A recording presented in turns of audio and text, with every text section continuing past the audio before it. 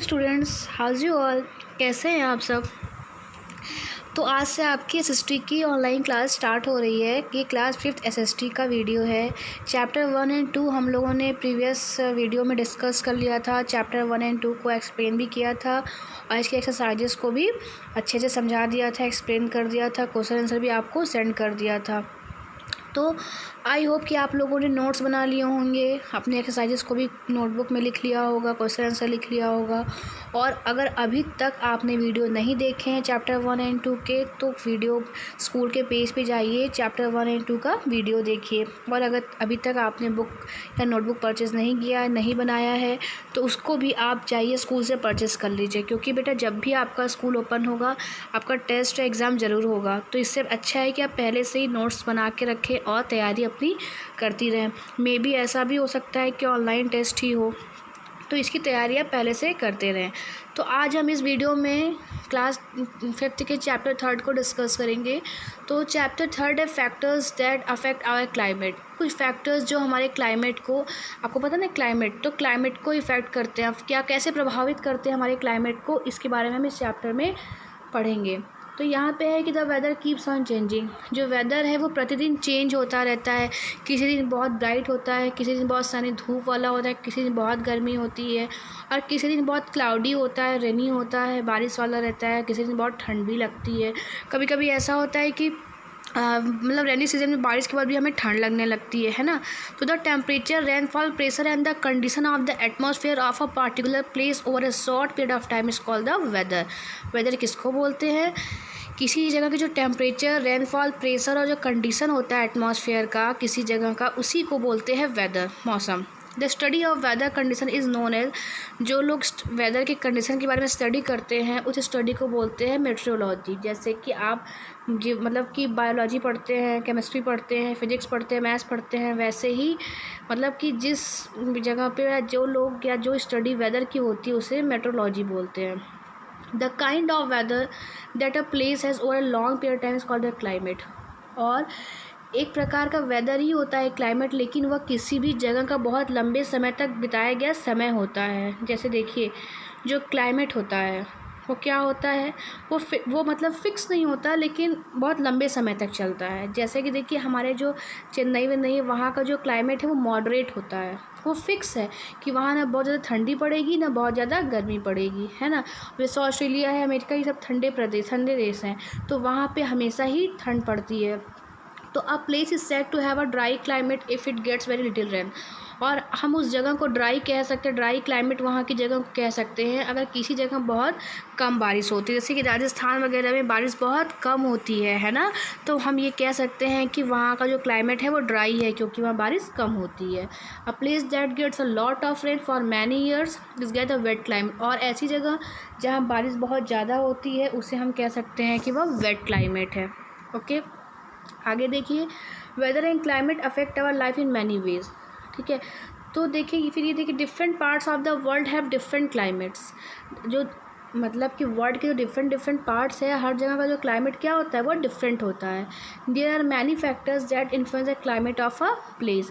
बहुत से फैक्टर होते हैं जो किसी भी जगह के क्लाइमेट को इफ़ेक्ट करते हैं, इन्फ्लुएंस मतलब प्रभाव डालते हैं। बेटा ये कुछ यहाँ एक्सरसाइज दी हुई है, तो ऐसा नहीं है कि कराया नहीं जाएगा आपको। जब एक्सरसाइज कराया जाएगा, वीडियो बनेगी, तो ये भी बताया जाएगा। अभी हम लोग सिर्फ एक्सप्लेनेशन पे ध्यान देंगे। ओके, फिर देखिए, तो यहाँ पे देखिए क्या बना है, ये सन बना हुआ है ना, और ये है हमारा अर्थ। ये नॉर्थ पोल है, नीचे साउथ पोल है, बीच में इक्वेटर है। ठीक, जब सन रेज यहाँ से निकलती है तो वर्टिकल सन रेज, ठीक है, तो ये जब नॉर्थ पोल पे पड़ती है तो वर्टिकली पड़ती है 66.5 नॉर्थ पोल पे। लेकिन जब इक्वेटर पे पड़ता है, मतलब ऐसी जगह जो इक्वेटर पे होता है जहाँ बहुत ज़्यादा ठंड मतलब गर्मी पड़ती है इक्वेटर पे, तो वहाँ पे क्यों होती है? क्योंकि वहाँ पे सनरेज एकदम डायरेक्ट पड़ता है। ओके, उसके बाद नीचे देखिए, वर्टिकल सनरेज कहाँ पड़ता है? साउथ पोल पे, देख रहे हैं ना। तो मतलब जब वर्टिकल और ये देखिए, ये मतलब इसके कहने का मतलब है कि जो नॉर्थ पोल और साउथ पोल पे जो सनरेज होती है वो डायरेक्ट नहीं पड़ता है, इसलिए यहाँ का जो क्लाइमेट होता है वो ज़्यादा गर्म वाला नहीं होता है, मतलब ना ज़्यादा ठंड होती है ना ज़्यादा गर्म होती है, मतलब मॉडरेट होता है। लेकिन ऐसे प्लेस जो इक्वेटर के आसपास होते हैं वहाँ बहुत ज़्यादा गर्मी पड़ती है। क्यों? क्योंकि वहाँ पे सन का डायरेक्ट सनरेज मिलता है। आगे देखिए, ये है कि ये देखिए, यह है कि इफेक्ट देखिए यहाँ पे दिया, पहला इफेक्ट दिया डिस्टेंस फ्रॉम द इक्वेटर। तो the rays of the sun heat the surface of the earth. Diagram में आपने देखा कि जो जगह इक्वेटर से जितना दूर होगा वहाँ पे सन रेज उतना ही कम होगा, ठीक है। मतलब कि सबसे ज़्यादा सन का इफेक्ट कहाँ पड़ता है, इक्वेटर पे होता है। और जो जगह इक्वेटर से जितना दूर होगा, मतलब इक्वेटर से चाहे ऊपर से मान लीजिए ये है, ठीक है, अर्थ तो बीच में इक्वेटर है, तो अगर यहाँ पे नॉर्थ पोल है, यहाँ पे साउथ पोल है, तो सन रेज सिर्फ इक्वेटर पे सबसे ज़्यादा होगा। और कोई भी प्लेस इक्वेटर से अगर ऊपर की तरफ जाएगा, नॉर्थ पोल की तरफ, तो वहाँ भी सन रेज कम मिलेगा। और नीचे साउथ पोल पे आएगा तो भी यहाँ पे सन रेज कम हो जाता है। बस ये यहाँ पे यही बताया गया है, ठीक है। The closer of a place to equator और हॉटर इज क्लाइमेट। देखिए मैं यही चीज़ यहाँ पे लिखा हुआ है कि जो जगह इक्वेटर के जितने करीब होगी वहाँ पे उतनी ज़्यादा गर्मी होगी। As we move away from the equator, जैसे ही हम इक्वेटर से मूव होते हैं ऊपर की तरफ या नीचे की तरफ, मतलब चाहे हम साउथ पोल की तरफ जाए चाहे नॉर्थ पोल की तरफ जाए, तो सन रेज क्या हो जाते हैं, स्लैंटिंग हो जाते हैं, मीन्स वर्टिकल हो जाते हैं। मैंने बताया अभी आगे ना।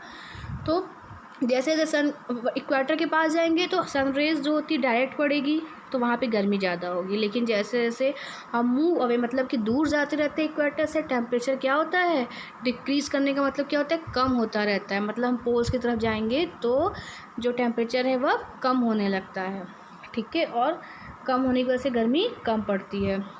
अब देखिए इसकी वजह से 3 क्लाइमेट जोन भी होते हैं। फर्स्ट है टॉरिड जोन, सेकंड है टेम्परेट जोन और थर्ड है फ्रिजिड जोन। इसके बारे में भी देखिए जोन्स क्या होते हैं। तो ये जो जोन होता है ये Tropic of Cancer, Tropic of Capricorn, जो मैंने आपको फर्स्ट चैप्टर में बताया था, तो Tropic of Cancer, Tropic of Capricorn के बीच में होता है, ठीक है। और नहीं यहाँ पे here is hot and humid, यहाँ पे क्या जो क्लाइमेट होता है वो सबसे ज़्यादा हॉट एंड ह्यूमिड होता है, ठीक है। अब ये देखिए, ये नीचे है टेम्परेट जोन। टेम्परेट जोन का क्या है कि ये मॉडरेट होता है, neither very hot nor very cold. मतलब ऐसी जगह जो मैंने बताया ना, पोल्स की जो बात बताते हैं कि जब हम पोल्स के पास जाने लगते हैं, नॉर्थ पोल की तरफ, साउथ पोल की तरफ, 23.5 से 6.5 के बीच में रहते हैं हेमिस्फीयर के, तो वहाँ पे नहीं बहुत ठंडी होती है, नहीं बहुत गर्मी होती है, मॉडरेट होता है। फ्रिजिड की बात करें तो ये आर्कटिक सर्कल है, नॉर्थ पोल नॉर्दर्न हेमिस्फीयर में, और अंटार्कटिक सर्कल, मतलब कि आर्कटिक सर्कल, अंटार्कटिक सर्कल जब हम लोग ने पढ़ा था इस प्रीवियस चैप्टर में, सेकंड चैप्टर में या फर्स्ट चैप्टर में था, तो वहाँ पे हमने जब देखा कि ये जो आर्कटिक सर्कल है, अंटार्कटिक सर्कल होता है, तो ये फ्रिजिड जोन में होता है, क्योंकि यहाँ पे बहुत ही ज़्यादा एक्सट्रीम कोल्ड रहता है, बहुत ही ज़्यादा यहाँ ठंडी, बहुत ज़्यादा यहाँ ठंडी पड़ती है, बहुत ठंड रहती है। The rays of the sun are very slanting in this zone. और सबसे ज़्यादा मान लीजिए ये सन है आपका, ये अर्थ है, तो जब यहाँ पे रहता है तो सन की जो रेज है यहाँ बहुत ही ज़्यादा स्लैंटिंग होती है, हेंस इट एक्सट्रीमली कोल्ड। यही रीज़न है कि ये बहुत ही कोल्ड रहता है। ओके, आइए आगे देखते हैं ये इसको। ये देखिए यहाँ पे भी इसके बारे में दिया हुआ, तो एक बार डिस्कस करते हैं। देखिए ये है कि देखिए मैंने बताया था ये नॉर्थ पोल है, ये साउथ पोल है, ये नॉर्थ फ्रिजिड जोन है, साउथ फ्रिजिड जोन। तो ये देखिए क्या बताया था मैंने, आर्कटिक सर्कल जो नॉर्थ पोल के पास होता है, यहाँ पे सन रेज बहुत ही स्लैंटिंग पड़ता है, और यहाँ पे भी बहुत ही स्लैंटिंग पड़ता है, लेकिन इस सबसे ज़्यादा यहाँ इक्वेटर में पड़ेगा। और नॉर्थ हेमिस्फीयर, ये Tropic of Cancer, torrid zone, ये देखिए यहीं होता है टॉरिड जोन, ये सब जगह बताया था। Tropic of Cancer, Tropic of Capricorn के बीच का जो पार्ट होता है, ट्रॉपिक ऑफ कैंसर, ये जो रेड वाला देख रहे हैं ना, ये पूरा यहाँ बहुत ज़्यादा गर्मी पड़ती है। और टेम्परेट जोन देखिए, ये नॉर्थ टेम्परेट जोन, ये साउथ, यहाँ पे मॉडरेट होता है, neither very hot nor very cold. लेकिन ये नॉर्थ फ्रिजिड जोन और साउथ फ्रिजिड जोन देख रहे हैं, अंटार्कटिक सर्कल और आर्कटिक सर्कल, यहाँ बहुत ही ज़्यादा ठंड पड़ती है। ओके, आगे देखिए, मैंने बताया था ना कि बहुत ज़्यादा ठंड पड़ती है, यहाँ का जो जगह होता है वो permanently thick layer of ice से कवर होता है। A closer a place is either to the North Pole और the South Pole the coldest climate. और देखिए कोई भी प्लेस, जैसे मैंने बताया था कि कोई भी प्लेस इक्वेटर के जितने पास रहेगा उतना ही वहाँ पे गर्मी रहेगी, वैसे ही ये बता रहा है कि कोई भी प्लेस नॉर्थ पोल या साउथ पोल के जितने भी पास रहेगा उतनी ज़्यादा वहाँ ठंडी पड़ेगी, क्योंकि North Pole South Pole frigid zone में आता है। तो इस तरह से देखिए कि distance from the equator, equator से किसी भी जगह की जो दूरी होती है वो किसी भी जगह के क्लाइमेट को इफेक्ट करती, प्रभावित करती है। फिर है एल्टीट्यूड, अब देखिए ये क्या होता है, the climate of a place is also affected by its altitude, that is the height of a place above the sea level. Altitude का मतलब होता है किसी जगह की ऊंचाई, ठीक है, किसी जगह की जो हाइट होती है किसी प्लेस की, समुद्र से कितनी ऊंची है। द हायर द अल्टीट्यूड, जितना भी एल्टीट्यूड ज़्यादा होगा द कोल्डर द क्लाइमेट। कहने का अर्थ है कि जैसे आपने लेह लद्दाख के बारे में सुना है ना, तो वहाँ बहुत ठंड क्यों पड़ती है, क्योंकि वह समुद्र के लेवल से बहुत ही ज़्यादा हज़ारों फीट वो ऊपर है। तो जितना भी, जैसे हम एरोप्लेन से जब ऊपर बढ़ने लगते हैं, ऊपर की तरफ हम जैसे जैसे जाते हैं, माउंटेन पे चढ़ते हैं, तो वहाँ बहुत ठंड होने लगती है, ठीक है। तो एल्टीट्यूड का मतलब होता है समुद्र से दूरी। तो जिस जगह की समुद्र से जितनी दूरी होती है, वो जितना माउंटेन के पास ऊपर की तरफ बढ़ने लगते हैं, तो वहाँ का जगह बहुत ठंडा हो जाता है। The temperature decrease by 1 degree Celsius for every 165 metres. 165 metre बढ़ने पर 1 डिग्री सेल्सियस क्या होता है, सी लेवल से इनका टेम्परेचर कम होता जाता है। That is why hill station like Ooty, और कुछ हिल स्टेशन जैसे ऊटी मसूरी है, यहाँ पे बहुत ज़्यादा ठंड रहती है। इवन समर में भी बहुत ठंड रहती है, और समर में लोग यहाँ घूमने के लिए भी जाते हैं, किस लिए, ठंड से बचने के लिए, जो कि प्लेन एरिया में बहुत ज़्यादा होता है। अब देखिए यहाँ पे ये है कि माउंट किलिमंजारो इन टंजानिया, कुछ जगहों के बारे में देखिए बता रहा है कि माउंट किलिमंजारो है टंजानिया में, अफ्रीका में, near the equator, but still covered snow because of its being above the sea level. अब देखिए कहने का अर्थ है कि माउंट किलिमंजारो जो है वह इक्वेटर के तो नियर, इक्वेटर के तो पास है, लेकिन समुद्र से उसकी जो दूरी है वो बहुत ही ज़्यादा है। इसी रीज़न की वजह से ये जो माउंटेन है देखिए पूरी तरह स्नो कवर्ड होता है। ओके, आगे देखिए डिस्टेंस फ्रॉम द सी से जितनी जो दूरी होती है। अब देखिए the climate of a place also depends on how far is from the sea, और कोई भी जो जगह है, वो किसी भी जगह का जो क्लाइमेट होता है वो इस पर भी डिपेंड करता है कि वह समुद्र से कितना दूर है। प्लेसेस लाइक मुंबई, चेन्नई और Kolkata which are close to the sea, Mumbai, Chennai, Kolkata, ये सब समुद्र के किनारे बसे हुए हैं, रिवर के, ठीक है। तो और ये क्या है कि ये सब मॉडरेट होते हैं। मॉडरेट का मतलब होता है नाइदर वेरी हॉट, नहीं बहुत ज़्यादा गर्मी, नहीं बहुत ज़्यादा ठंडी। मुंबई में तो आप देखते हैं ना कि बारिश की क्या हाल होती है, कितना ज़्यादा बारिश होता है कि लोग परेशान हो जाते हैं। तो वहाँ का जो क्लाइमेट है वो मॉडरेट होता है। ये यहाँ लिखा है ना, they have moderate but humid climate. Moderate तो मतलब नहीं बहुत ठंडी होगी ना बहुत गर्मी होगी, लेकिन ह्यूमिडिटी जो होती है, जो पसीने वाली थोड़ी सी चिपचिपाहट वाली गर्मी होती है, वो यहाँ पे ज़्यादा होती है, ठीक है। आगे देखिए ये सी ब्रीज दिखा रहा है डे के समय का। देखिए लो प्रेशर यहाँ पे होता है, हॉट एयर राइजेस होते हैं, और यहाँ पे हाई प्रेशर होता है, तो कूल एयर, मतलब यहाँ से दिन के समय में समुद्र से कूल एयर निकलता है और लैंड से हॉट एयर निकलता है, लेकिन कम प्रेशर से निकलता है, इसीलिए वहाँ का मौसम, जो वहाँ का जो एरिया होता है वह ठंडा होता है, ठीक है।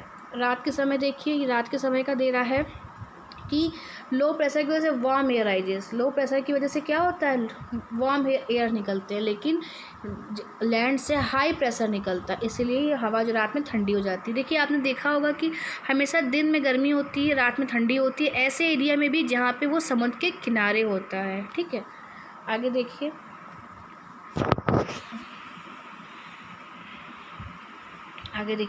इन summer the cool sea breezes bring down the temperature. ये दे रहा है कि समर के सीज़न में जो कूल सी ब्रिजेस होते हैं वह टेम्परेचर को क्या करते हैं, डाउन करते हैं। मतलब कि समुद्र की तरफ से जो ठंडी हवा ब्रिजेस निकलते हैं वह टेम्परेचर को डाउन क्या करते हैं। In winter the sea is warmer, winter में ठंडी में जो सी होते हैं is warmer than the land, ठंड मतलब कि ऐसे एरिया जो समुद्र के किनारे हैं, तो वहाँ पर जो समुद्र होता है वह लैंड से ज़्यादा वार्म होता है, गर्म होता है। So the warm breezes from the sea raises the temperature of the place. यही रीज़न है कि जो वार्म ब्रिजेस होते हैं, वार्म ब्रिज मतलब कि जो गर्म हवाएं होती हैं जो समुद्र से निकलती हैं, ठीक है, जो गर्म सी से निकलती हैं, वो किसी भी जगह के प्लेस को या किसी भी जगह के मतलब टेम्परेचर को हाई और लो करती हैं, ठीक है। उसके बाद आगे देखिए place like Delhi and Amritsar, ऐसा प्लेस जैसे दिल्ली एंड अमृतसर है, वो जो सी से क्या है, which are far away from the sea, ये सब क्या है, समुद्र से बहुत दूर है। तो दे हैव एक्सट्रीम क्लाइमेट, यहाँ पे एक्सट्रीम क्लाइमेट होता है, means they are very hot, मतलब इसमें गर्मी में बहुत गर्मी पड़ती है और ठंडी में बहुत ठंडी पड़ती है। आगे देखिए डिस्टेंस ऑफ विंड्स, विंड्स के बारे में देखते हैं। The direction of winds affect the temperature of a place and the rainfall that it gets. किसी भी जगह का जो ये हवा के चलने का जो डायरेक्शन होता है वो भी टेम्परेचर पे इफ़ेक्ट करता है और वहाँ के रेनफॉल पे भी, बारिश पे भी डिपेंड करता है। इसीलिए जब बारिश आती है तो सबसे पहले उधर असम, मेघालय उधर साइड में पहले जल्दी आ जाती है, ठीक है, क्योंकि हवा का डायरेक्शन उधर की तरफ ज़्यादा होता है। The winds blowing from the cold region make a place cool. वह हवा जो ठंड जगहों से बहती है या चलती है उस जगह को ज़्यादा ठंडा बनाती है, और वह हवा जो गर्म जगहों से चलती है, बहती है, वो जगह को हॉट बनाती है। फिर देखिए, the winds coming from the sea carry lot of moisture. जो हवा समुद्र की तरफ से आती है वो अपने साथ बहुत सारा मॉइस्चर लेके आती है। They make the weather humid. ये वेदर को ह्यूमिड बनाते हैं, ठीक है, एंड कॉज रेनफॉल, और इसी वजह से रेनफॉल भी होता है ना। Places near the sea receive more rains. और ऐसा प्लेस जो समुद्र के पास होता है वहाँ बहुत ज़्यादा बारिश होती है। देखिए मुंबई को देखिए, क्यों बारिश ज़्यादा होती है, क्योंकि वो समुद्र के, अरेबियन सी के बहुत पास, समुद्र के बहुत ही पास में है मुंबई महाराष्ट्र, इसलिए वहाँ बारिश बहुत ज़्यादा होती है। और जो समुद्र से दूर होता है वहाँ बारिश कम होती है। आगे देखिए, the south west monsoon.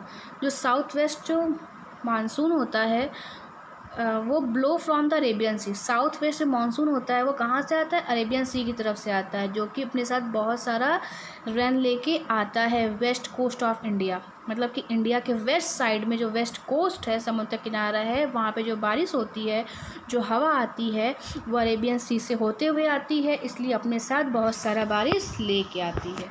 Okay, आगे देखिए, it is necessary to consider all these factors before forecast the weather of a place. किसी भी जगह के वेदर और किसी भी जगह के वेदर क्लाइमेट के बारे में जानने के लिए हम जो अभी पॉइंट्स पढ़े हैं, एल्टीट्यूड, प्लेस, जो भी पॉइंट्स पढ़ रहे थे, हम क्या क्या पढ़ रहे थे, पढ़े ना, altitude, distance from the equator, distance from the sea, direction of the winds, ये सब बहुत ही नेसेसरी और इम्पॉर्टेंट होते हैं किसी भी जगह के मौसम के बारे में जानने के लिए। सारे एक्सरसाइजेज बेटा हम लोग अपने एक्सरसाइज वीडियो में डिस्कस करेंगे। आगे देखिए, the scientist who study weather and climate. ऐसे साइंटिस्ट जो स्टडी करते हैं वेदर और क्लाइमेट के बारे में with the help of various instruments के हेल्प से एंड फॉरकास्ट के हेल्प से, उन्हें क्या बोलते हैं, मेट्रोलॉजिस्ट, और इसकी स्टडी को मेट्रोलॉजी बोलते हैं। लेकिन ऐसे व्यक्ति जो वेदर और क्लाइमेट के बारे में पढ़ते हैं उन्हें मेट्रोलॉजी बोलते हैं। ओके, आगे थोड़ा सा और है बस। फिर देखिए यहाँ पे, these days satellites in space send back pictures which tell the meteorologist a lot about the weather। और जो मौसम विभाग के लोग होते हैं, जो मौसम विभाग के जो साइंटिस्ट होते हैं, जो लोग मौसम के बारे में पढ़ते हैं, वे लोग क्या करते हैं, उनके पास सैटेलाइट से बहुत सारे पिक्चर उनको प्राप्त होते हैं, और पिक्चर प्राप्त होने की वजह से ही वहाँ का जो है वहाँ वो जो these layer satellite in space send back pictures, वो पिक्चर्स भेजते हैं वहाँ से और स्पेस से, और उनको पता चलता है कि वहाँ का वेदर कैसा होगा। मतलब अगर लोगों को पता चलता है कि अगर कहीं का वेदर कैसा है तो हमें कैसे पता चलेगा, वहाँ से जो पिक्चर वापस आती है उसी से वो लोग बता पाते हैं कि कुछ दिनों में बारिश होने वाली है या नहीं होने वाली है, होगा कि नहीं होगा, गर्मी बहुत पड़ेगी या ठंडी बहुत पड़ेगी। ये सैटेलाइट से उन लोगों को पता चलता है। आगे है ह्यूमिडिटी को भी देख लेते हैं। तो humidity is the amount of water vapour in the air. जो ह्यूमिडिटी होता है वो एक वाटर वेपर होता है अमाउंट का एयर में, ठीक है। जो वाटर वेपर, जो पानी की वेपर्स होते हैं, बूंद होते हैं, उसी को ह्यूमिडिटी कहते हैं। The vapour is gaseous state of water. जो वेपर होता है वो गैसियस स्टेट ऑफ वाटर का गैसियस स्टेट होता है, मतलब कि जो भाप होता है उसको बोलते हैं। एंड इज़ इनविजिबल, लेकिन ये इनविजिबल होता है, हमें दिखाई नहीं देता। Humidity indicates the likelihood of participation dew and fog. जो ह्यूमिडिटी होती है वो इंडिकेट करती है किस चीज़ को, प्रेसिपिटेशन को, ड्यू और फॉग को। मतलब कि जितनी ज़्यादा किसी जगह की ह्यूमिडिटी होती है उतना ज़्यादा आपको गर्मी लगती है, पसीना आता है और फॉग भी बनता है। जो आपने देखा है ना, फॉग बनता है, फॉग समझ रहे हैं आप, वो जो ओले ओले पड़ते हैं, फॉग, कोहरा होता है, वह ह्यूमिडिटी के इफ़ेक्ट से ही होता है। तो बेटा ये चैप्टर आपका यहीं पे कंप्लीट होता है और नेक्स्ट वीडियो में हम एक्सरसाइज पढ़ेंगे। ओके, तब तक के लिए बाय बाय, थैंक यू।